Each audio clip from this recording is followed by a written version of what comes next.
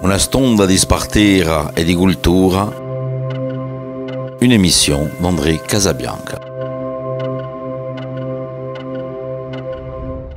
Michel Corotti, nous vous accueillons aujourd'hui avec un grand plaisir parce que nous allons parler de votre dernière parution, Piazza Porta. Merci André, Voilà. le plaisir est partagé. Voilà, et donc c'est votre quatrième livre. Oui, le Un quatrième roman. roman historique. Voilà. Et donc vous aviez écrit avant, après Petite Italie, Les mauvais sujets, Entre chien et loup. Alors quelle est la différence ou quelles sont les choses qui ressemblent aux trois autres livres? Ou alors c'est quelque chose de totalement, pas inédit, mais surprenant, enfin je sais pas. Alors il y a un lien bien sûr, parce que chaque roman aborde une période de l'histoire de la Corse peu connue, me semble-t-il, peu explorée. Dans Petite Italie, il s'agissait de voir la Corse par les yeux d'un consul fasciste. À ma connaissance, ça n'avait pas été fait. Et la découverte de Bastia comme une petite Italie, voilà, donc là était le propos, et aussi de parler des Italiens de Bastia à l'époque. Et j'avais épluché énormément les journaux d'époque à la recherche d'anecdotes, etc., de faits divers qui pouvaient donner le ton de cette époque. Ensuite, pour Les mauvais sujets, c'était une année de la vie du très jeune Mirabeau, mais Bastia était là bien présente, et alors qu'on s'imagine la Corse soulevée comme un seul homme contre les Français, eh bien, je trouvais intéressant de montrer que Bastia, ville génoise, s'accommodait fort bien de la présence française et qu'elle y trouvait même un réel intérêt. Les familles bourgeoises, les familles riches voyaient s'ouvrir devant elles des perspectives de négoce et puis aussi d'avancement de leurs enfants, de titres de noblesse et toutes sortes de choses très plaisantes. Et donc, il me semblait que là aussi, ça pouvait être un regard différent sur la Corse. Et puis, Entre chien et loup s'attache à la période milanaise de la Corse. Et là aussi, on a peu écrit sur cette période. Et donc, on se retrouvait avec un seigneur Corting qui décide d'aller prêter allégeance le premier au duc de Milan, en lui offrant un chien corse, c'est-à-dire ces redoutables molosses, chiens de guerre. Généralement, c'est comme ça. Oui. Voilà. Donc, dans tous les cas, un moment de l'histoire de la Corse peu exploité, et puis aussi, si on y réfléchit plus, si vous voulez, une réflexion chaque fois sur les rapports entre la Corse et l'Italie. Pour les mauvais sujets, les rapports entre la France, la Corse et l'Italie. Mais voilà, toujours mettre en miroir. Et dans ce quatrième roman, là, la visée est encore plus nette, peut-être, puisqu'il s'agit vraiment de voir la Corse par les yeux d'un jeune Italien et de ses difficultés d'adaptation à la vie à Sartène, dans une petite ville très, très renfrognée, très frileuse, très archaïque dans ses modes de vie, alors que ce jeune Italien, Carbonare, au épris d'idéal, a vécu dans les grandes villes d'Italie, il connaît Turin, Milan, Florence, Lucques, et il va y avoir comme une sorte de choc, là, de culture, non pas parce qu'il est italien et qu'on est en Corse, ça ne pose pas de problème, mais parce qu'il a des idées d'avant-garde et il se retrouve dans un milieu beaucoup plus archaïque. Alors, ce sont les années 1830, oui. 1840, parce que c'est important à le situer déjà, votre livre. Et alors, vous dites à un moment donné que cette révolution dans les années 1830 a rebondi sur Sartène d'une façon violente. Est-ce que vous pouvez nous expliquer comment cela se fait-il? Voilà. Alors, c'est en effet, le jeune homme arrive en 1829, le temps qu'il prenne ses marques. Voilà qu'éclate à Paris la révolution des Trois Glorieuses. Donc, bien entendu, on ne sait pas les choses immédiatement sur les réseaux sociaux à l'époque ou à la télévision, mais on sait les choses. Et même s'il faut une semaine pour être au courant, on est au courant. Or, il faut dire qu'il y a une ébullition des peuples en 1830, que c'est une révolution, on va dire, européenne, aussi bien en Belgique, en Italie, en Pologne, etc.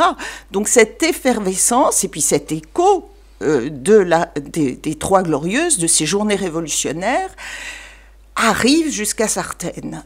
Or, à Sartène, le maire qui est en place, un Roccaser, gouverne cette petite ville, le député est du même bord, et ce sont plutôt ce qu'on pourrait appeler, toute proportion gardée, des carlistes, c'est-à-dire des tenants du roi déchu. Et les autres familles bourgeoises qui aspirent au pouvoir, qui aspirent à conquérir la mairie, eh bien, elles se retrouveraient assez dans le nouveau roi. Et donc, c'est l'occasion pour eux de montrer au grand jour leurs ambitions. Alors, ils vont le faire en entraînant avec eux ce qu'on peut appeler le peuple, c'est-à-dire les gens qui ont un souvenir de ce qu'a été la Révolution et qui ont des aspirations à plus de liberté. Et on va ressortir le drapeau bleu, blanc, rouge et on va se dire, ça y est, les trois couleurs, la Révolution est là. Et comme dans toute la France, on institue des gardes nationales dans les villes pour maintenir un ordre, on ne va pas dire républicain, puisque une monarchie a laissé, hélas, la place à une autre monarchie, mais enfin, pour marquer cette présence du peuple, eh bien, à Sartène, c'est la même chose. On se dit, voilà, il va y avoir une garde nationale, et elle va faire une ronde, et elle va faire le tour de Sartène. Et là, ça ne se passe pas comme ça, parce que les tenants de l'Ancien Régime, principalement les Roccasera et les Durazzo, qui ont construit leurs maisons sur des terrains qui, à l'origine, sont privés, leur appartiennent, disent « personne ne passera devant nos maisons ». Et surtout pas la garde nationale, ce ramassis de vauriens, de gens qui veulent révolutionner les choses. Et c'est comme ça. En plus, si vous voulez, bien sûr, derrière tout ça, il y a des luttes de clans, il y a des luttes familiales, il y a des intérêts, etc. C'est un roman d'aventure, oui. Oui, c'est quelque part un western. C'est vrai que c'est une sorte de thriller, un western. Un western, parce absolument. Qu'on dit toujours roman historique, bien entendu, hein, mais disons que là, il y a une aventure, même, il y a des choses sérieusement violentes quand même. Absolument, absolument. Voilà. Quand la garde nationale prend cette petite rue très très étroite, qui va déboucher devant le cirque des maisons, mais c'est comme en effet dans le Far West, lorsqu'on est dans un défilé et que par exemple les Indiens occupent les hauteurs. Ouais. Voilà, donc ça va être violent. Alors, votre personnage principal, il s'appelle comment? Alors, son prénom, je crois que c'est Giovanni. Giovanni. Voilà, il est jeune, 19 ans, c'est ça? Il est jeune, il a 24 ans. 24 ans, oui, il est tout jeune et Giovanni Bonuccelli, il vient d'une famille très respectable, d'artisans, et lui-même a un métier, il est horloger. Et donc, dans sa première hypothèse, il s'installe à Sartène avec son art et il continue à s'occuper des belles montres qui le fascinent. Or, Sartène a déjà un horloger. Et l'oncle qui l'accueille, le cousin qui l'accueille, lui dit « Mon garçon, un horloger pour Sartène, ça suffit. Donc, tu vas être maçon. » Et une part de sa désillusion vient en effet de ce qu'il faut, frotter ses belles mains habiles aux pierres granitiques rugueuses du Sartenay. Alors c'est ce que l'on voit sur la couverture, la couverture peinte et dessinée par Edith Guidoni, c'est un horloger quoi quelque part, donc avec des rouages. La couverture est, je trouve, très très belle. Et je voulais vous demander que vous avez quand même été entouré, hein, déjà par votre éditeur, Alain Piazzolla, et puis après, vous avez eu d'autres personnes qui vous ont aidé, on va dire, quand même. Oui, ben comme chaque fois, lorsqu'il est question alors d'histoire, Alain Piazzolla est en effet un éditeur d'histoire en Corse, et donc ça s'étend au roman historique en l'occasion. J'ai eu accès aux documents de base qui racontent cette violente révolution sartenaise et ses conséquences, surtout juridiques. Il y a un document qui a été mis en ligne et c'est François-Michel Durazzo qui m'a indiqué ce document. Philippe Peretti, qui est toujours de bons conseils lorsqu'il s'agit de contexte historique, ne s'est pas privé de me signaler certains événements qu'il ne fallait pas que je déforme ou que je rate. La couverture est d'Edith Guidoni et en effet, elle a beaucoup de talent. Béatrice Castoriano a révisé le texte. Oui, chaque fois qu'on édite un livre, eh bien, c'est à un moment donné une petite aventure collective. Et ça fait du bien parce que sinon, c'est un long travail solitaire. J'ai fait une digression parce qu'il ne faut quand même pas que l'on dévoile le roman en entier. Non, bien sûr. Il faut faire très attention. Je crois que ce qui est aussi particulier, c'est votre travail, mais sur les phrases elles-mêmes. J'ai trouvé qu'il y avait une grande richesse au niveau des adjectifs, au niveau... vous avez fait un gros travail d'écriture, dont certes d'archives, mais d'écriture, et c'est ce qui m'a vraiment enthousiasmé, voilà. Ah ben merci beaucoup. C'est un roman que j'ai écrit dans sa première version pendant la période du Covid, quand nous nous sommes tous trouvés enfermés chez nous. Mais vous voyez, le temps a passé, donc il a été écrit, réécrit, changé, repris. Et j'ai un côté un peu obsessionnel. Alors, si mon obsession a porté ses fruits et qu'il n'est pas trop mal écrit, ben, j'avoue que j'en suis ravie. Et justement, comment vous avez réparti le côté archives et recherche et le temps de l'écriture? Comment vous avez jonglé entre ces deux éléments créatifs? C'est jamais facile parce qu'il y a quelque chose d'un petit peu fastidieux, il faut bien le dire, à tout ce contexte historique, je veux dire, l'assimiler vraiment. En plus, là, c'était des histoires de famille. Et vous aurez remarqué que tous les personnages portent les mêmes noms, pour ainsi dire. Il y a je ne sais combien de Roccaserra, de Durazzo, de Pietri, etc. Ce qui fait qu'on s'y perd et que j'ai fait moult croquis et gribouillis dans des sur un tableau, oui, pour essayer de saisir tout ça. Oui. Mais une fois qu'on y est arrivé, qu'on a cette matière qui est quand même une matière riche et éclairante, je veux dire, qui porte aussi, parce que c'est bien d'écrire, mais c'est bien de raconter quelque chose. Et une fois qu'on a cette matière, ben, c'est un plaisir là de se poser des questions d'écriture. Quand j'introduis mon personnage, quel chapitre, comment je rends vivant tel autre personnage. Enfin, du moins, c'est le but, le souhait, le dessein quand on écrit. Et ce personnage, donc, est-ce qu'il vient des archives ou est-ce que on vous en avait entendu parler? Est-ce que comment est-il venu? Comment a-t-il surgi dans votre livre? Alors, Giovanni est un personnage largement fantasmé. Ayant cherché d'où venaient les Corotti, j'ai découvert qu'il venait de Pietrasanta en Italie. Et il n'y en a que là. Donc, je ne pouvais pas me tromper. Après, on peut en trouver sur l'île de la Madeleine et puis dans le Sartenay. Plus tardivement, à Bastia. Mais je pense qu'ils ont tous la même origine.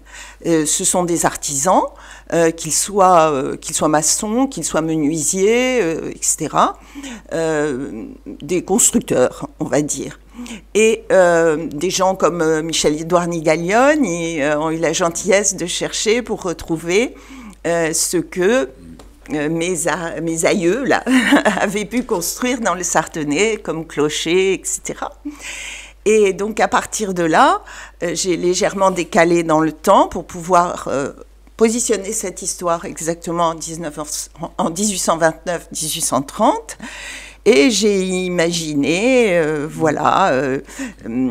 un jeune homme italien qui peut ressembler à ce qu'a été le premier de ma famille débarquant dans le Sartenay. Et j'ai utilisé pas mal de noms d'ailleurs, les Guarnieri, etc., qui ont été les noms de ma famille. En fin de compte, ce personnage, il a non pas surgi, mais il vous habite depuis pas mal de temps. Quand même, ça vous... Oui, les personnages masculins, surtout quand ils portent avec eux une espèce d'aura de... Je ne sais pas comment dire, mais un peu poétique, sont tous plus ou moins, à vrai dire, la figure de mon père. Mais bon, pour être honnête. Oui, mais voilà. Mais c'est très intéressant. Ouais. Alors, il y a autre chose de très intéressant, c'est qu'à la fin de chaque chapitre, il y a des quatrains. Alors, on se demande qui a bien pu écrire ces quatrains. Ils sont magnifiques. Enfin, voilà. Alors, quel est l'auteur un peu de... C'est vrai que c'est intéressant, parce que c'est rare, on s'intéresse un peu à la forme quand même de votre livre, et j'ai trouvé que ça venait vraiment très très bien, quoi. Ça aère complètement le chapitre, enfin je veux dire, ça donne une note poétique et forte, quoi. Alors c'est un peu compliqué, donc j'avais décidé au début d'utiliser... si vous voulez, un poème très long qui raconte les événements de 1830 à Sartène. C'est un poème dont on trouve, excusez-moi, 2 vers en exergue du livre. Vous voyez, Chiusi so tutti I porti. Et ces vers sont de Francesco Guarnieri. Il se trouve que c'est justement le nom aussi de la famille sartenaise qui accueille mon héros, et que c'est un nom de ma famille. Et ce poète sartenais, donc, a écrit cette histoire en vers, Storia Sartinesi. Oui. Mais j'ai changé d'avis à un moment donné. Donc j'ai gardé les 2 vers en exergue, et puis je me suis dit que ça serait peut-être mieux que soient écrits des vers, si vous voulez, qui correspondent à ce que racontent les chapitres. Oui. Ce qui est le cas là, vraiment. Oui. Donc, qui sont vraiment en écho au texte en prose. Et je les ai attribués à un poète anonyme sartenais. Oui, mais vous avez bien fait.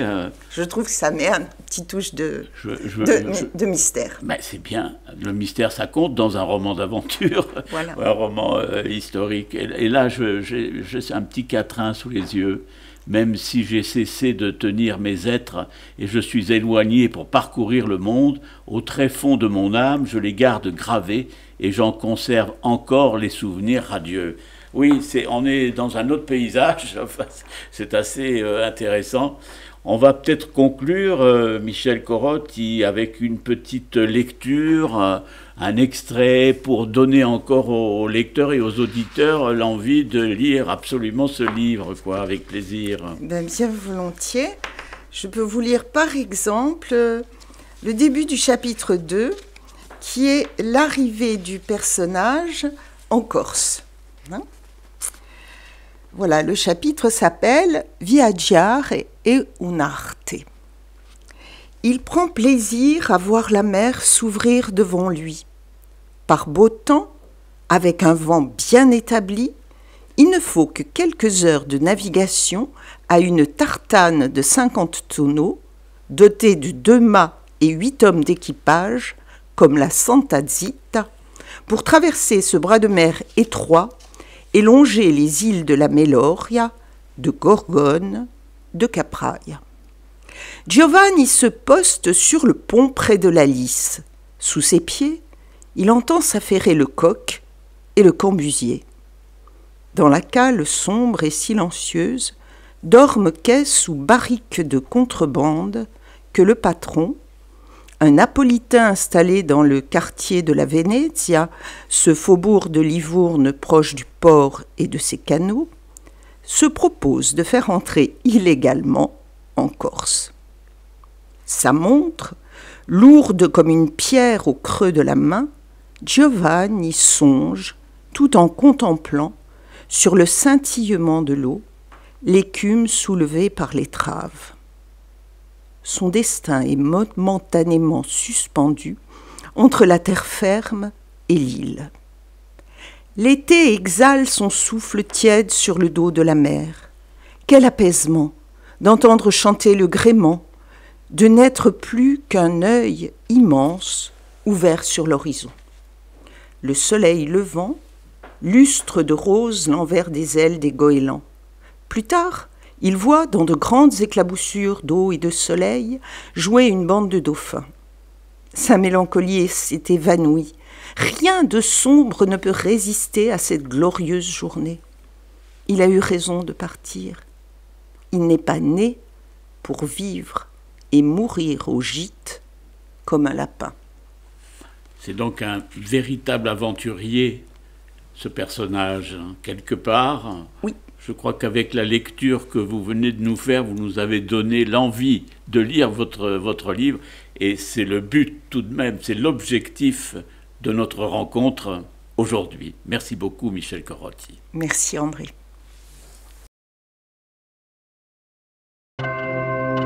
Una stonda di spartera e di cultura, un'émission d'André Casabianca.